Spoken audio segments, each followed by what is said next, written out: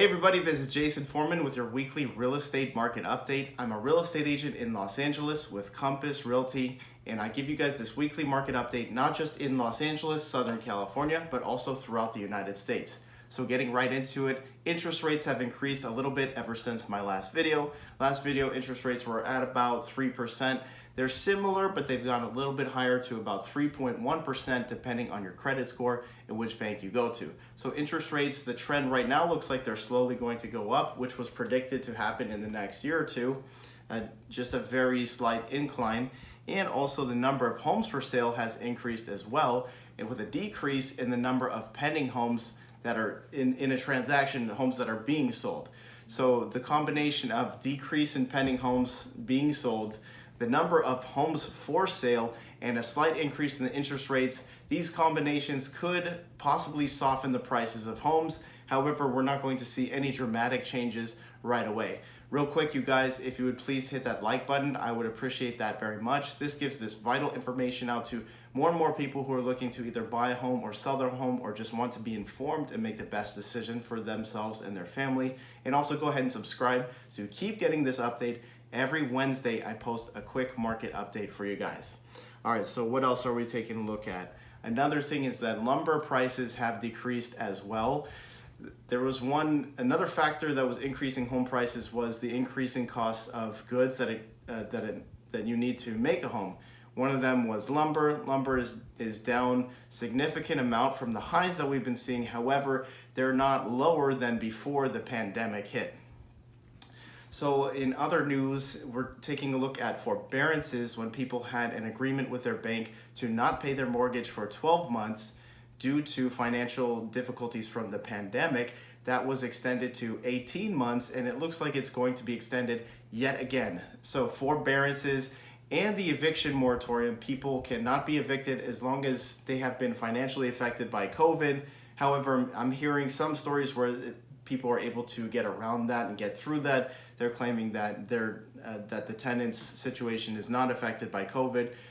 Each case is individual. However, these two things, getting back to the general discussion, eviction moratorium and the forbearances, those both are going to be extended until the end of September. Now, we've been kicking the can down the road, and like I anticipated, the forbearances kept getting extended. And basically what they do is they help people from losing their home in case if they ran into an unforeseen financial difficulty due to the coronavirus, which especially in an immediate, in a sudden change in something that's completely outside of somebody's control, I definitely agree with. However, I'm not sure if it's a good idea to keep these things going, keep kicking them down the road, because there are unforeseen changes that can happen. For example, there's always going to be a certain number of foreclosures, but there's been literally zero to no foreclosures ever since we've been seeing forbearances in the last year and a half or so. And while foreclosures aren't good, they're not good to happen in your neighborhood or your local area. They either soften or slightly decrease home prices.